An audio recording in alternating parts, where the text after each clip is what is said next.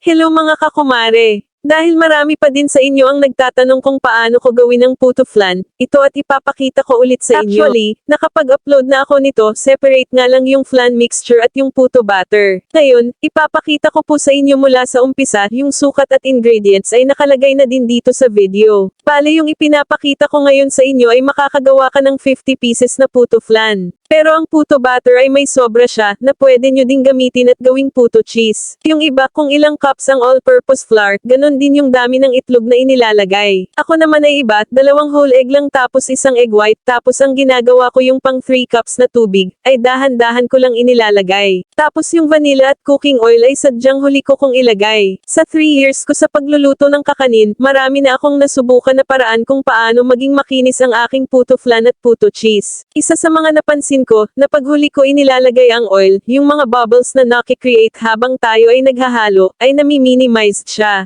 At habang hinahalo ko yung batter na nilagyan ko ng oil, nag-add ako ng tubig hanggat makuha ko yung consistency na gusto ko sa aking puto batter. At pag nakuha ko na yung consistency na gusto ko, strain ko lang ito ng 3 beses. Set aside natin yung ating puto batter, tapos gawin natin ang ating flan. Tulad ng ibinahagi ko sa inyo dati, ngayon ibabahagi ko ulit kung ano ang sekreto ko, kung bakit hindi basta-basta nasisira ang flan base ng puto flan ko. Ayan, nag-a-add lang ako ng tinunaw na cornstarch sa tubig. No need to worry kasi masarap pa din ang finished product niyan mga kakumare. Yes, nag-add ako ng konting food color, maputla kasi ang kulay pag hindi tayo nag-add, pangit tingnan at hindi siya enticing. Tapos strain ng 3 beses para mawala yung bubbles at buo-buo. Yes mga kakumare, kalimutan nyo na lang ang lahat. Wag lang ang pahira ng oil ang base ng iyong molder. Dahil pag kung hindi, may mangyayaring pagsisisi sa bandang huli. Dahil hindi mo mapapakinabangan ito, siguradong didikit yung flan sa molder mo. 1/2 tablespoon ang inilalagay kong flan bawat molder.